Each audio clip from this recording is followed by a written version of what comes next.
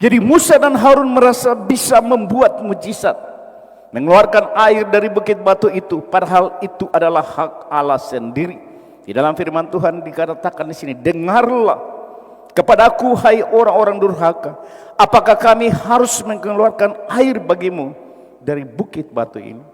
Jadi sudah mengambil hak Allah. Apakah kami harus mengeluarkan air dari batu ini? Dibilang apa kita bisa mengeluarkan air untuk memberi minum kepada saudara?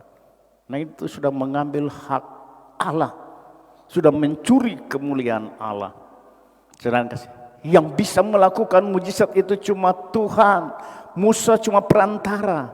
Saudara ini juga cuma perantara, bukan saudara yang memiliki mujizat itu. Saya juga ini cuma perantara yang diberikan otoritas oleh Tuhan. Jadi semua di dalam kehendak Tuhan, bukan saya. Jadi seperti itu yang membuat Musa jatuh dalam dosa. Berikut yang kedua, ketidaktaatan Musa. Yang kedua, bilangan 20 ayat 11 di sini dikatakan, sesudah itu Musa mengangkat tangan lalu memukul bukit batu itu dengan tongkatnya 2 kali. Maka keluarlah banyak air sehingga umat itu dan ternak mereka dapat minum. Saudara yang kasih, yang kedua mengambil alihan tempat Allah. Jadi dia mengambil alih yang menjadi otoritas Allah. Karena Tuhan bilang pada Musa, berkata kepada batu itu, cuma perkataan, keluar air. Tapi karena Musa sudah emosi, sudah marah, dia mengambil tongkat. Karena tongkat itu diberikan memiliki satu kuasa. Dan dia memukul batu itu. Waktu kami duduk ada satu batu, foto akang. Dan saya percaya mungkin batu itu yang tidak pukul. Karena di situ ada gunung. Saya enggak sih. Dan air yang ada di situ tinggal keluar dari bawah, air itu bersih, jernih. Dan mereka katakan air ini bisa langsung minum. Jadi saya enggak sih, bersih sekali. Tetapi waktu kami turun di Meriba itu, saya enggak sih, karena kami sama-sama dengan orang-orang Papua juga, dia turun, dia langsung cuci muka di situ, bilang dalam nama Yesus. Istri saya bilang, sudah Juni, kenapa sebuah botol aqua, tamu bawa palo, aku mau minum di botol. Atau tamu bawa pulang, saya bilang tamu bawa pulang ini di kampung, saudara kasih. Terus saya pegang tuh botol, dia turun cepat-cepat, saya kasih, dekat di batu kun dia cuci muka. Istri saya bilang sudah jo. Mertu air keluar terus. Saya bilang langsung berjalan tuh air kok. Karena keluar dari bawah, dari batu. Saya nggak bersih, jernih. Dan menurut mereka air itu mereka sudah pakai untuk kebutuhan masyarakat yang ada di situ. Nah, saya nggak sih itu yang di Meriba. Jadi saya nggak sih, jadi Musa melanggar perintah Tuhan. Tuhan suruh lain, dia bikin lain karena emosi. Saudara, di dalam pelayanan jangan emosi, layani dengan kasih. Jangan karena dia merontak, saudara langsung tangkap, ramas kuat-kuat. Tadi malam ada di atas sepinggi yang dari Minanga itu. Saudara kasih, dia sudah jalan baru masuk kemari. Dia mama telepon, saya di sini kemarin kerja. Pak Pendeta di mana? Saya bilang kita di gereja. Oh, berarti orang semua turun ke gereja. Nah, Pak Pendeta lari di rumah, di pastori. Saya bilang bawa di sini. Betul. Datang di sini, saya belum hubungi tim doa. Baru saya dengan orang-orang bekerja di sini. Tiba-tiba dia masuk, dia bawa tuh minyak urapan, minyak yang di botol, saya kasih. Baru dia mulai memanyanyi sampai di muka ini. DP mama datang dengan tu om dan ikut dia sirang dia minyak. Terus mandi minyak saya kasih. Ada berapa di sini kemarin lantai ini penuh minyak. Minyak itu belum berdoa akan. Saudara yang kasih, undi semua rontak di sini. Dong kurang datahan. Saudara yang kasih. Saya langsung hubungi tim doa untuk berdoa. Semua rontak. Dan saya kasih ketika didoakan dia mengalami pemulihan. Saudara kasih.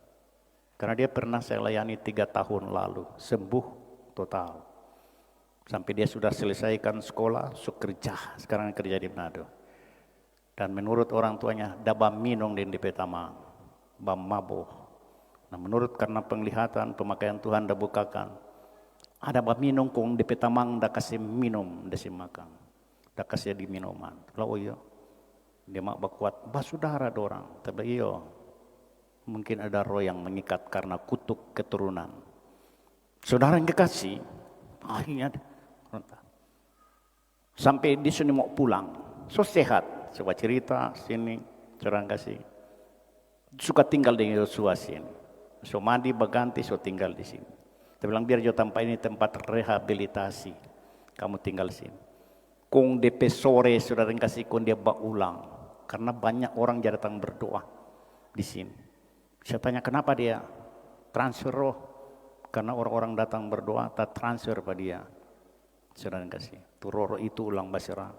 Akhirnya setelah mereka orang tua mereka datang mau ambil pada dia, saudara yang kasih, singgah di rumah lagi berdoa. Oh betul, dia mau naik ke atas, dia mau naik mau masuk di atas. Saudara yang kasih, saya tutup pintu, dia bilang mau pelayanan di bawah aja, jangan di atas. Dia paksa. Ini siapa? Saudara yang kasih, dia agak marah, kita lihat semua emosi. Tolong dalam mana sikap atas emosi. Saudara yang kasih, dia bilang turun di bawah. Nah saudara yang kasih, dia bilang seperti ini. Karena tak mau khotbah tentang Musa dan Mara, jadi Tuhan tidak izinkan juga mau pancing itu emosi. Nah saudara yang kekasih, tablang turun jadi bawah. Akhirnya setelah didoakan, nyanda ada serangan, nyanda ada roh yang mengikat, tinggal di pedaging. Saya bilang orang tuanya, nyanda, orang pelayanan kan roh, yang orang mau perangi roh yang mengikat, serangan roja. Jadi kurang DP pribadi. Dan menurut tim doa ada perkataan sia-sia dengan pelayanan. Jadi diizinkan Tuhan alami itu pergumulan. Jadi kuat, saudara yang kasih. Kalau orang mau lawan iblis cepat, orang terikat tuh, dia cuma mau harga begini dia akan jatuh. Nah kalau manusia, roh manusia, dia saudara mau thinking dalam nama Yesus, dia yang bilang dalam nama Yesus. Roh manusia. Jadi orang harus bedakan. Ini roh setan, roh manusia atau roh Tuhan. Dari Tuhan. Nah, saudara suku bateria sotangka dibilang kita ini, karena kami pernah pelayanan di Papua. Ada satu pemuda yang sering saya layani, dia mengalami serangan. Dan ketika saya berdoa, dia terlepas.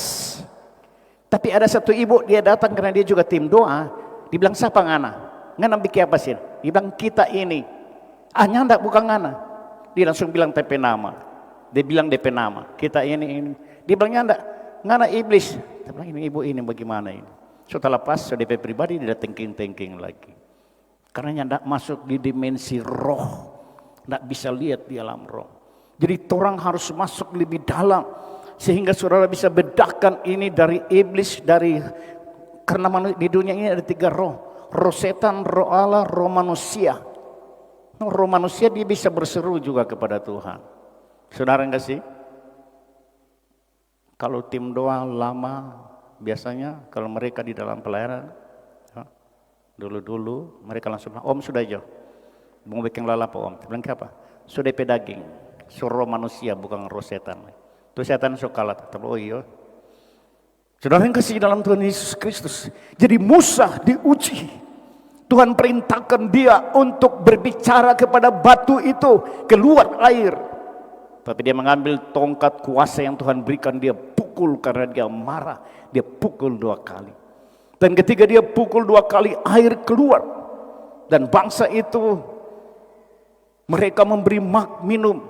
Rakyat yang ada, ternak mereka memberikan minum. Secara manusia Tuhan menjawab doa. Tapi Tuhan marah kepada Musa karena dia melanggar perintah Tuhan. Dia mengambil otoritas Tuhan. Dia mencuri kemuliaan Tuhan. Saudara yang kasih, sehingga dia tidak bisa masuk. Saudara yang kasih dalam Tuhan Yesus Kristus. Berikut yang terakhir saya kasih. Bilangan 20 ayat 8 di sini dikatakan, ambillah tongkatmu itu dan engkau dan Harun kakakmu harus menyuruh umat itu berkumpul, katakanlah di depan mata mereka pada bukit batu itu supaya diberi airnya.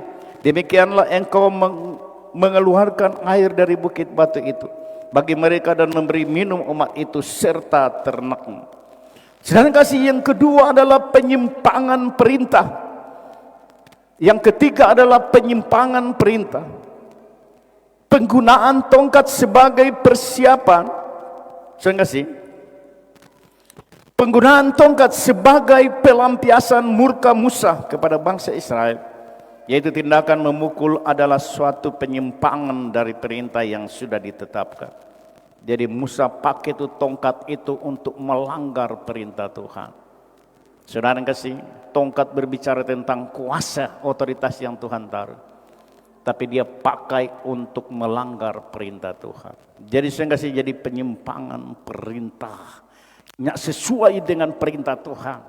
Dia percaya dengan kuasa yang Tuhan sudah berikan, dia bisa atur dengan logika akal manusia. Padahal semua dikendalikan oleh Tuhan, perintah Tuhan. Saya juga di dalam pelayanan saya harus bertanya Tuhan, tidak sembarang saya lakukan. Karena di sini pelayanan roh, orang bisa bercakap dengan Tuhan, bisa bertanya langsung kepada Tuhan. Bagaimana dengan pribadi ini? Bagaimana dengan jemaat ini? Bagaimana dengan pembangunan ini? Di situ Tuhan menjawab. Makanya selalu Tuhan berbicara, engkau harus bertanya kepadaku hambaku. Setiap tindakan apapun bertanya. Jemaat Tuhan juga di dalam melakukan apapun bertanya kepada Tuhan. Kemarin waktu kami ke Holy Land, saya harus bertanya kepada Tuhan, walaupun itu satu yang baik. Istri saya begitu bersemangat menggebu-gebu, tapi bertanya. Kalau cuma mau pergi kau mati konyol, ya? Suami dari Ibu Wenda, Bapak dia bilang kagewona, mau tak salah akang senjata roket mau apa dong bilang, curang kasih. Salah sasaran, kong kanal 4 orang ke pesawat, no habis semua. Curang kasih. Jadi tanya Tuhan, Tuhan izinkan kan nyanda. Jangan orang sembarang pikong roket sasaran, saya kasih dong bilang salah sasaran kong kena 4 orang, habis 1 kali. No dalam keadaan perang, untuk orang mau pergi. Makanya ketika saya pulang ketemu dengan saudara kasih keluarga Excel, Kesia di Jakarta, dia baru jadi untuk dilantik untuk calon legislatif di Jakarta. Dia bilang, Pak Pendeta luar biasa, berani ke Israel, tidak apa-apa. Jadi banyak yang takut. Tapi Pak Pendeta bisa kembali, luar biasa. Bilang iya. Kalau Tuhan yang mau kendalikan, tidak ada yang mustahil. Jadi Tuhan kasih di dalam cerita ini, Musa melanggar di sumur di Meribah. Saudara baca ya, Meribah. Saudara kasih, disebut pertengkaran. Artinya pertengkaran karena di situ Musa. Mereka bertengkar dengan Musa, bertengkar dengan Tuhan langsung. Sehingga Musa tidak masuk tanah perjanjian. Sehingga waktu kami naik ke Gunung Nebo, di situ Tuhan cuma ada kasih lihat Pak Musa, sana tuh tanah perjanjian, sana tuh tanah Kanaan, yang bangsa yang engkau bawa akan masuk di daerah itu. Tapi engkau sudah tidak bisa masuk. Saya waktu posting kubur Musa, tugu peringatan Musa banyak yang komplain. Katanya di firman Musa pemayat tidak ditemukan. Baru Musa pekubur tidak di situ. Saya lihat komentar-komentar. Saya bilang nyanda pergi baca cerita. Di Gunung Nebo itu di bawah lembah Moab. Jadi DP di bawah itu tuh Musa udah kubur akam. Karena di firman Musa mati dikubur di lembah Moab. DP di bawah Moab. Saudara kasih. Tapi ini pergi bah. Karena orang jago baca firman. Tetapi kalau nyanda lihat susah juga mau cerita. Saya bilang pergi langsung Joko lihat. Jadi mereka bikin di atas dia punya tugu, dan sekalian ada ular tembaga yang dibuat Musa juga di Nebo itu. Nah ular tembaga itu dibuat Musa, ditanam karena bangsa Israel juga melanggar. Mereka juga bersungut kata sia-sia sehingga Tuhan izinkan ular-ular dari padang gurun keluar dan menggigit mereka, banyak yang mati dan yang sakit. Musa cuma suruh lihat tuh ular itu, pandang, di situ mereka akan sembuh mengalami mujizat. Bukan ular berbicara iblis, tetapi ular berbicara tentang pembelaan Tuhan, kasih karunia Tuhan. Saudara kasih, untuk bangsa yang mulai berkata sia-sia. Nah saudara kasih, jadi Musa tidak bisa masuk. Musa punya proses berapa tahun? Baru di padang gurun 40 tahun. Belum saudara kasih dia keluar dari Mesir, mengembara, piara ternak, sangat menderita. Lama diproses Tuhan, tapi dia tidak masuk tanah Kanaan. Kehidupan saudara sudah berapa tahun di tempat ini? Saudara berapa tahun mengenal Tuhan, percaya kepada Tuhan. Jangan sampai engkau tidak masuk tanah perjanjian, tanah Kanaan itu surga kekal. Jangan sampai di akhir hidup saudara hanya digagalkan dengan kecewa, sakit hati, marah, benci orang, benci pendeta, benci siapapun. Nyanda mau masuk surga. Karena orang ini Israel rohani yang dibawa di akhir zaman ini mau masuk surga atau nyanda.